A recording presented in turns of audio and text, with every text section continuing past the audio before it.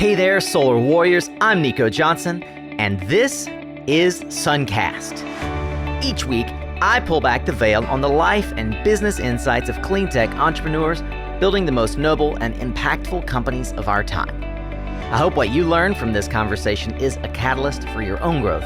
So thanks for tuning in, and welcome to our tribe.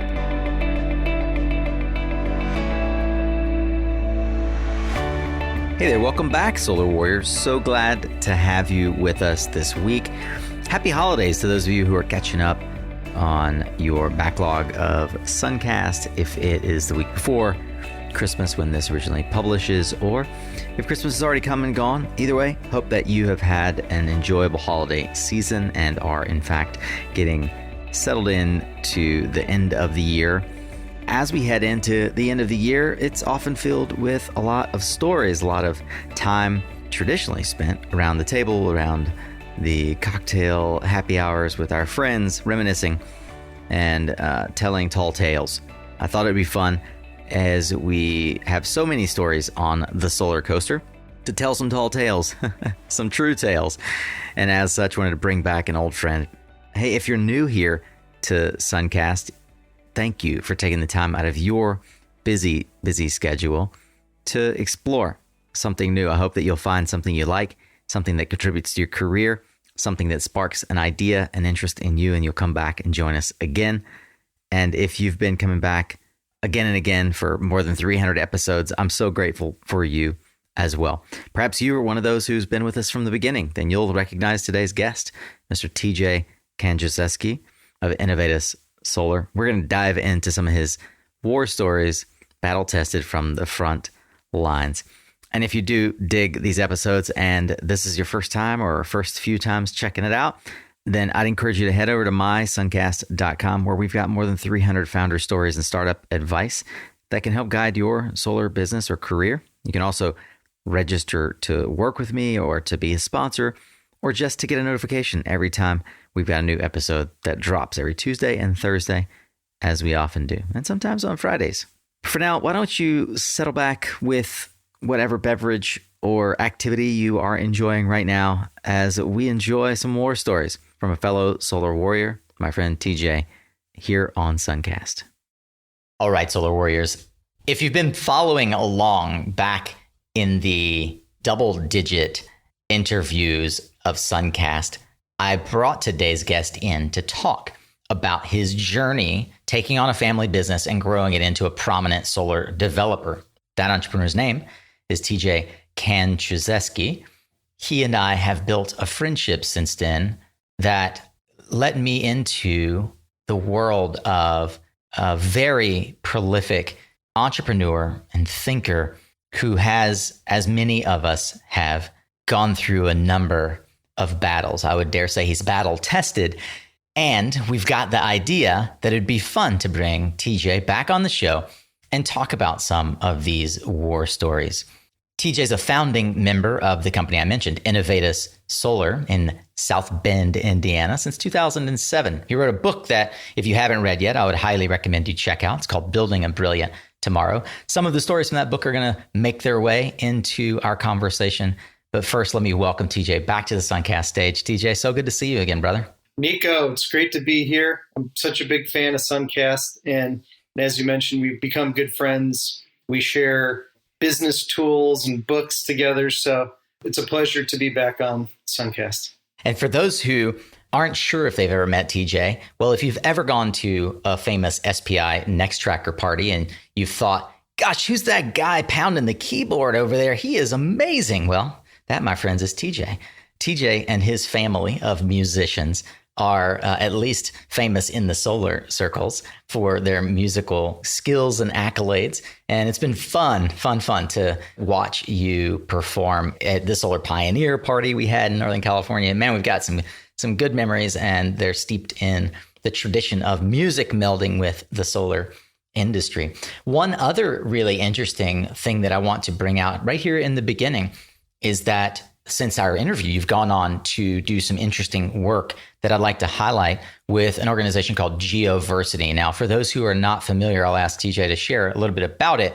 But the really interesting thing for me is that many of you will recognize the name Vern Harnish. Why? Because I did my very first book study here on Suncast on Scaling Up, the book that Vern made famous, about his methodology and the Gazelle's method of consulting and helping entrepreneurs grow their businesses.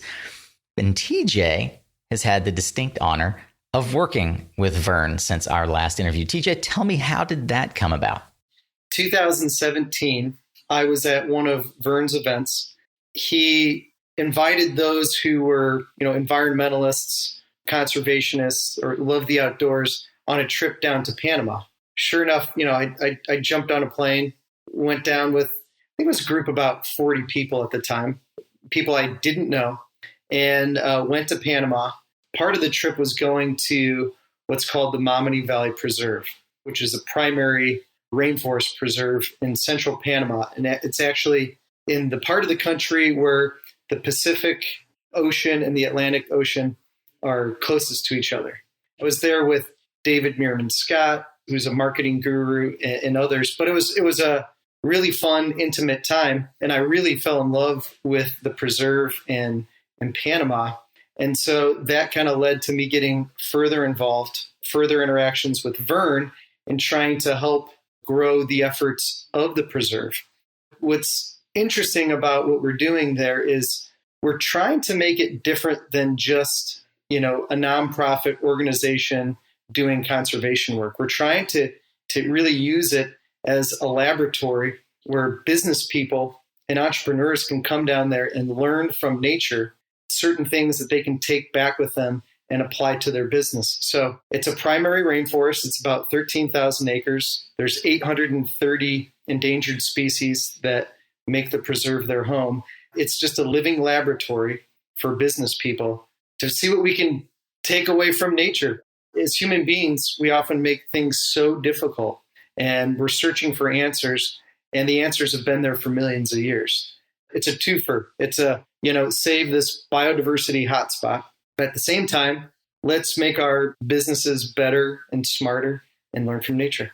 For those who haven't spent time maybe with you or on your LinkedIn or getting to know you, one of the things that inspires me about TJ is he stepped away from not Inovateus, but from the CEO role at Inovateus to help stand Geoversity up as the CEO. He's also working at a local level as a trustee for the Nature Conservancy in Indiana and a board member for another local botanical garden in the area.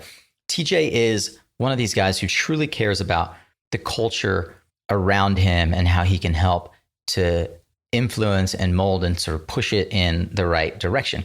I think that is evident as well in the way that you guys have built Inovateus. So I'd like to spend some time today looking at the value of seeds that are planted, how certain moments in a CEO's life, you get the opportunity to snatch victory from the jaws of defeat, how you can do everything right and still have things fall apart, and how the smallest element in a deal can potentially bring ruin. Can you, TJ, give me a sense of the amount of chaos and insight one can learn when you contemplate the impacts of mice? Yeah, sure. And it's funny that today in 2020, I can laugh about this because 3 years ago, I was probably very close to crying about this. So Inovateus is working on a large utility scale project in the Midwest with a well-known Midwestern utility. And, the project was, at that finishing stage where we had tested all the inverters and everything was working great. And so we were going through the commissioning process. And while we were doing that, in a couple of the inverters, there were some mouse droppings that were found. And, we had the inverter manufacturer, a representative from the utility, our project team, and our subcontractors out there as well. So the mouse droppings got their attention, but it kind of started off, it was like a chain reaction where the inverter manufacturer, well, that's not good. That violates our warranty. And as we're commissioning the system, we need to stop. And has this happened to any other inverter? So there was a look at just a couple inverters out of 75 next to them, and they found the same thing in a couple inverters. Ended up being an isolated case. But anyhow, it quickly escalated into, oh, this must be the case for all these inverters. It's going to void the warranty. And so we need 75 new inverters. And it was, an instance where, I wish I could be there to keep things calm, but it just kind of, it was just one of those things that just like escalated so quick. As the CEO, how were you informed that this was escalating and becoming a problem? We were actually in a leadership meeting. We have quarterly offsite leadership meetings that we have. And our head of operations at the time, got the message, took a phone call, and then, quickly brought it to everybody's attention. And it kind of, it quickly became the focus of our meeting for the rest of the day.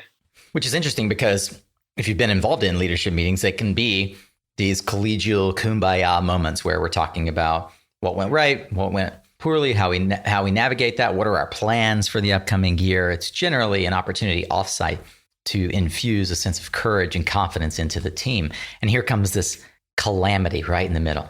Yeah. And a big part of getting the leadership team together is what's important now. How do we need, to take care of things for that quarter, for that portion of the year, planning for future years. So yeah, it was probably a good thing that we were all together. But at the same time, this kind of escalated quickly on the job site, came to us and escalated quickly within the leadership team. And it took a lot of work to calm everybody down and to what I like to call is getting to the line of logic. And what I mean by the line of logic is I just have this visual in my head where there's just this horizontal line.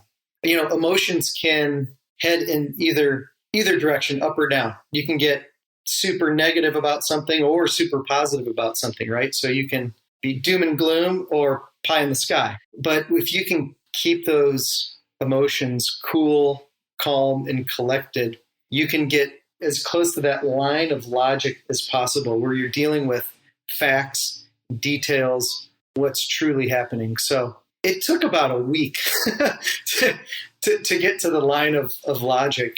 There was a sense that for a minute there that it was going to be asked of us to replace 75 inverters, right? And that was double digits in the millions at the time of a replacement. And so, I mean, this took getting the customer, the manufacturer, our team, our subcontractors together and in walking through step by step what the actual facts are. And the facts, number one, was that there were just, I think, 3, maybe 4 inverters that had this happen. And so we eliminated 71. That immediately brought everybody's blood pressure way down. And then it was going through the steps of ensuring that we were going to do what was needed to honor the warranty with the manufacturer for those inverters. And we ended up doing was we got like a hazmat crew that came out and swabbed every inverter. Yeah. At that point, we went above and beyond. And we kind of tracked how this happened. Did you find the mice? That's what I'm wondering.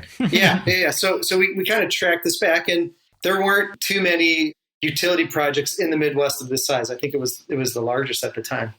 And the inverters got delivered in the spring. This was a utility-owned site. It was previously a soybean used as a soybean field, right? So the inverters got there in the spring. They were, protected and wrapped the way that we were supposed to, but mice had made this site their home. They were used to the site being a certain way for a long period of time. Undisturbed, yeah. We talked about nature earlier, but nature was just doing its thing, and in a couple instances just kind of found their way in. And the other thing is they hadn't been like living in there for a long period of time. I think they just kind of stumbled in. And anytime a mouse, this has led me to learn a lot about mice, but anytime a mouse goes anywhere, mice are continually pooping. So you can always tell like where a mouse has been. And so it hadn't been there for a long period of time. Number one, this has never happened to Inovateus again. We've made sure of that. And we're able to kind of build some relationships, even though this, at one point when this happened, seemed like it could be a doom and gloom scenario for Inovateus. And I'm sure, as we move forward in the future, there's going to be things like that happen again. You mentioned that there aren't a lot of sites, and certainly at this time, of this scale. How early in the Inovateus development cycle was this project in terms of like largest project ever or what have you? And then also the corollary of that is, I assume the utilities also were relatively inexperienced with large solar sites. How did that paradigm come into play? There's a lot of things there that are linked to the chaos that the hysteria. Yeah. Yeah. So it was the utilities' first time. I would say they did some very small R&D projects, probably 500 kW. And this was 60 megawatts. 60? 60. That's quite a jump. Yeah. So it's quite a jump. And so, it was their first rodeo. We started the paperwork on the project at the end of 2015. So it was a 2016 construction project that went into the early part of 2017, and it got wrapped up in mid 2017. And again, it's crazy how we've grown as a company since then, and now we're working on projects that are still anywhere from a couple megawatts on the commercial side up to 400 megawatts on the utility side. Somebody was telling me the other day that when you work in solar, you age in dog years, and companies grow and experience in dog years. And so it's crazy that was just, 3 years ago that we had that situation. It seems like 10 years ago to me. For your team and for you as a leader of that team, what for you were some of the big takeaways or lessons learned? Number one, you have to stay calm. No matter what the situation is. It can be a very urgent, serious situation. And thank God we have not had any, safety issues or anything like that, right? But I mean, when you're working on big construction sites and you've got heavy machinery, and things can happen. But even when they happen, I think as a leader, you have to stay calm and logical.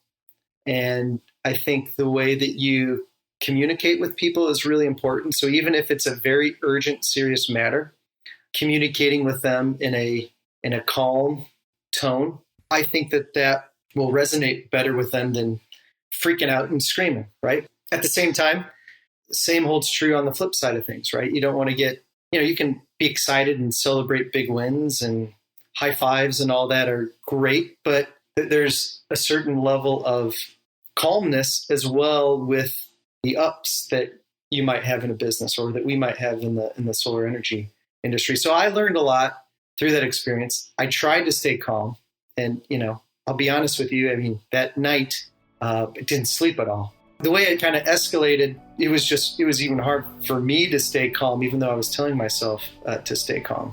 And I really think that this situation was a lesson in mediation, not finger pointing, and working together to find a solution. Progress and change are not achieved by standing still. We must challenge the status quo and do things differently.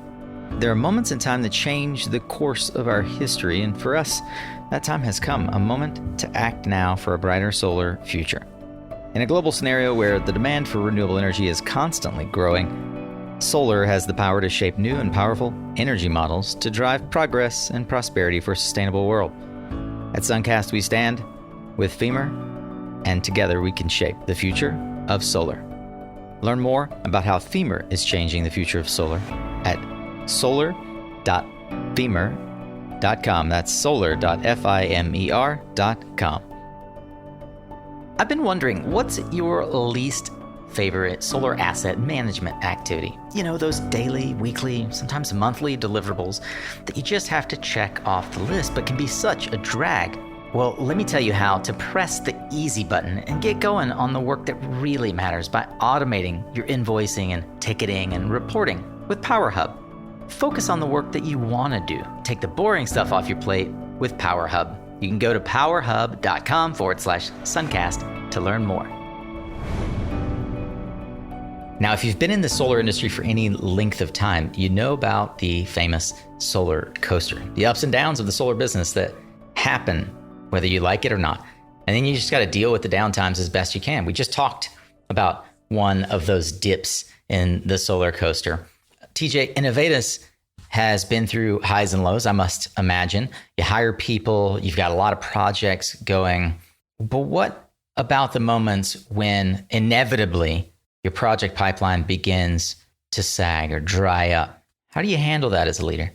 Well, one thing I've learned in my role at Inovateus Solar and other things I've done professionally now is that, you always have to be prepared for changes in the marketplace.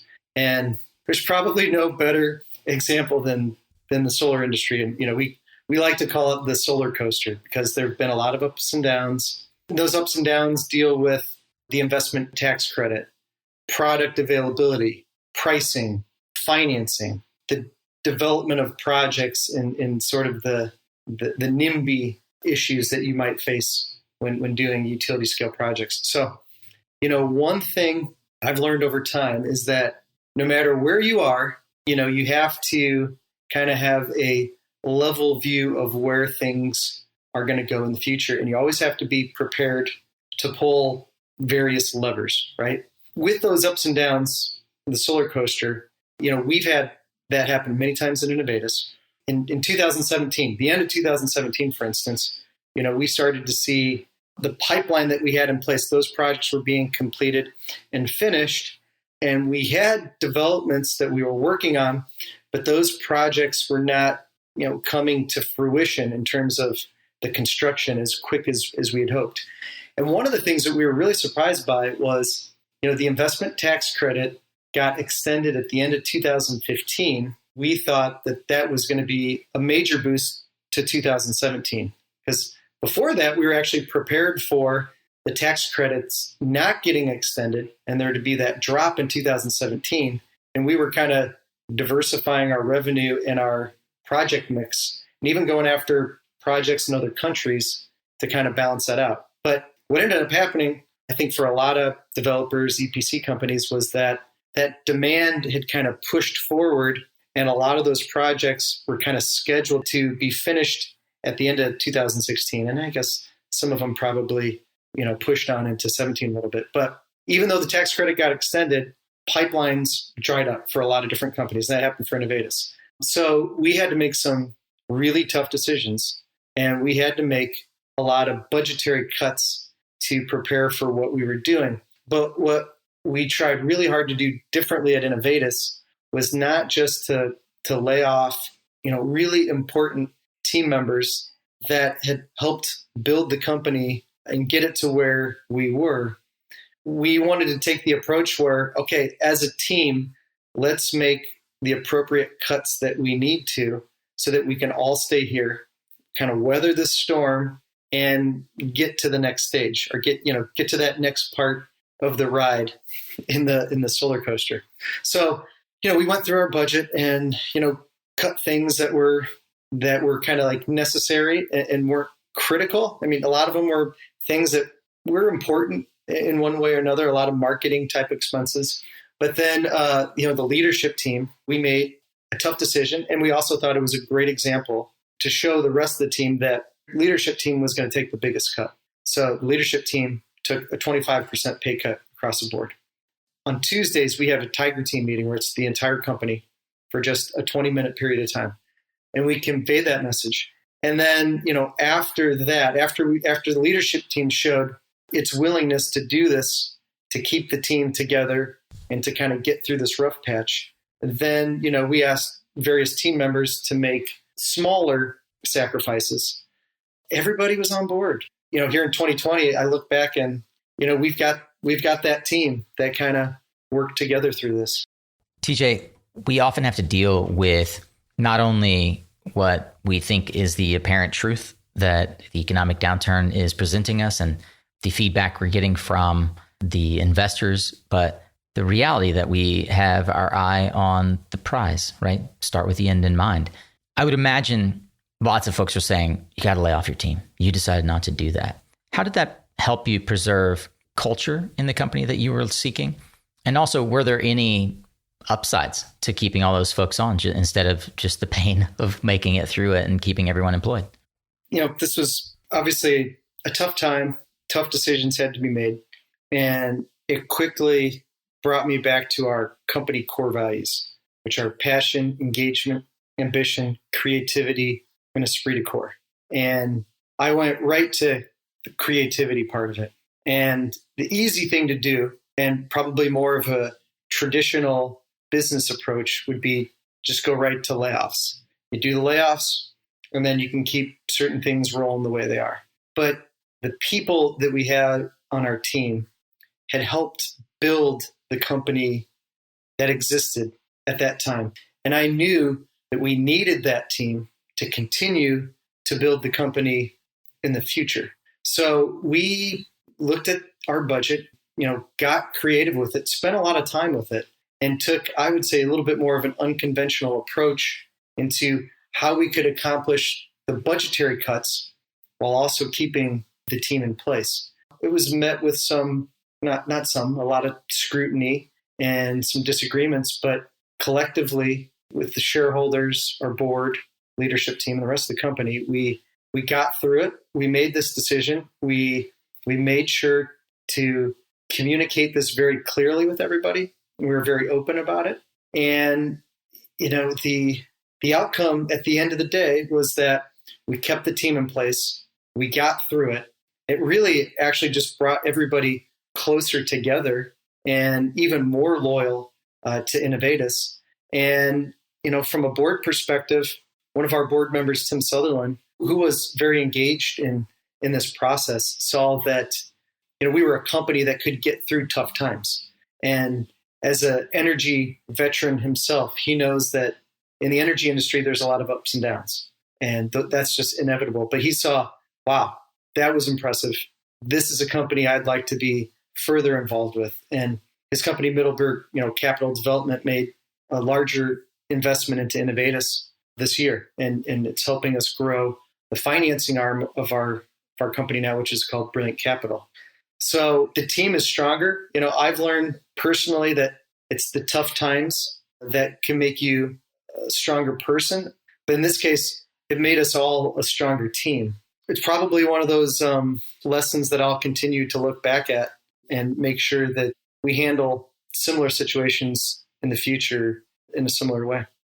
Well, many of you recognize the role of policy and advocacy cannot be understated in this tumultuous industry. And TJ has been such a giver in that arena, and there really was one story in particular I wanted him to tell us about the value of showing up and educating the market participants, and doing so without the expectation of an immediate return, which sometimes can have the greatest impact of all. The interesting thing about Inovateus is that since we are based in South Bend, Indiana, when our company was in its first couple of years and starting to grow, there was a little bit of torture involved because we saw how the market was growing on the West Coast and the East Coast. And the Midwest was just moving at a glacial pace. But at the same time, to try to turn that into an opportunity, we knew that if we were out there educating, meeting people, talking to them about solar, sharing with them real stories of what's was happening in the industry, and just continuing to be evangelists of solar and how that could benefit utilities, companies, and homeowners, that eventually all that information would stick and things would start to happen. So one story I shared in my book that I still share to this day is a CEO of an Indiana utility I met at a rate case. We haven't been involved in a rate case since then. We decided to get involved in this one. And the only reason we did was so that we could share information regarding the cost of solar energy at that time. We just kind of heard from some of the utilities, they were sharing data that was, at least 10 years old. And so our goal there wasn't to force the utility into doing a project with us, it was actually to use it as a platform to educate. And so we went at it with a very friendly and engaging approach. I would say I didn't expect what happened to happen, which I basically befriended the CEO. We had some conversations. I think there was just some mutual appreciation. That turned into a couple phone calls, a couple with an invitation to a business roundtable in our area with other business leaders, which then actually allowed us to kind of share solar with other businesses in our area. And then that rapport with that utility kind of started to grow. A couple years later, when that utility decided it wanted to kind of move forward with a couple projects in the multi-megawatt size, we were right there. And we'd had that conversation.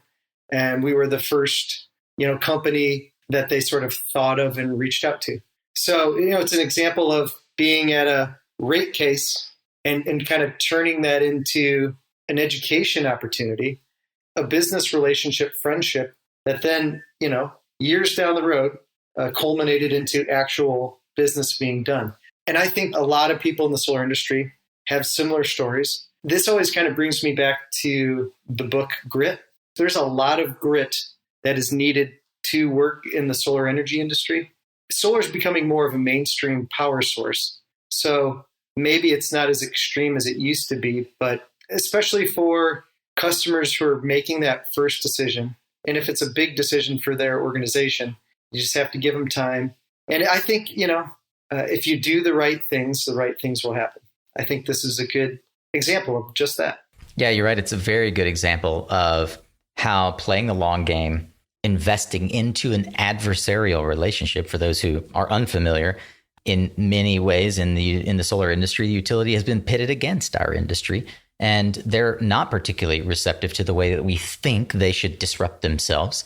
And I could imagine this story going a different direction, where you, the person providing insight that would benefit your industry, might be seen as an adversary, might be seen as someone the CEO would never want to cozy up with, never want to befriend. And I wanted to highlight that story because it is telling of how you chose to be in that situation. You volunteered to be an advocate, and you patiently invested that time educating through what I imagine was many, and we didn't discuss it, but many emails and phone calls and slow engagement that ultimately not only wins over the collective to a mindset that can be transitional in terms of how this utility thinks about their power generation needs, but also built a friendship. You never know. That's what I tell people all the time. You never know where your would-be competitor will be working in 10 years, or how your would-be competitor can become your collaborator. Oh, yeah. We've had that happen time and time again at Inovateus. And, the companies that you might be working with today can change and can morph, and something can go sour. Mm-hmm. But you might be working with those same people again in the future, or that same company. It's important to continue to be an advocate. TJ, I always love learning from you and hearing how these war stories not only form and inform how your company grows, but being able to glean these lessons for our solar warriors, for our Suncast tribe, to be able to apply it to their own business and life. Thank you for sharing these with us. Oh, thanks for having me, Nico. It's fun to be able to share these things that were very challenging, and in many cases, things at the time I didn't want to share with the general public, but now going through them, I realize that hopefully it's helpful to others in solar that might be going through the same thing. TJ, if someone listening would like to connect with you, seek your mentorship, thank you for informing the way that they can move forward, how would they do that? They can contact me through various social media outlets. My handle on Twitter is at TJKAN, Facebook, TJ Kanczuzewski, Instagram, LinkedIn. I'm there and I'm available. So just reach out. Well, as we always do, we'll put the links in the show notes. And I want to make a call out to you, Solar Warrior. Do you have a war story you'd like to tell our solar tribe? Do you have insight gleaned from the front lines of battle? Join us in this new series and segment on war stories from the front lines. and help us tell your story as well so that others can learn from the mistakes and lessons that we all carry with us that are battle tested and ready to help others grow. All right, Solar Warriors. That was an inspiring half hour, if ever I have produced one. I really enjoy sitting back and chatting with TJ. And as I just said, if you got stories, bring them. Hit me up on LinkedIn, Twitter, directly. Email nico@mysuncast.com. Sign up for our newsletter if you're not already, because that's one way that you can be reaching out directly to me and getting one-to-one communication. I've also got another fun way that we'll be able to communicate. I should have it set up this week and ready to roll by Christmas. And that is a text number, a number that you could text me at, and we can have a real chat, back and forth conversation if you'd like to do that. Speaking of if you'd like to, if you are eager to keep learning, there are lots of ways you can do that over at mysuncast.com. We link to the resources and highlights from all of our conversations, social media links, book recommendations, and so much more on the blog. And we also share different ways that you can engage with us, from coaching to sponsorship to joining one of our private communities. Lots of ways to lean in, take your career to the next level, and we're here to help. So here's from all of us at Suncast to all of you wherever you might find yourself, wishing you happy holidays. And if it still isn't Christmas for you yet, as it is at the time of this publishing, then hope that you have a Merry Christmas. And if you're catching up after Christmas, I hope that you have a rockin' new year. Remember, you are what you listen to. Thanks again for showing up, Solar Warrior. It's half the battle.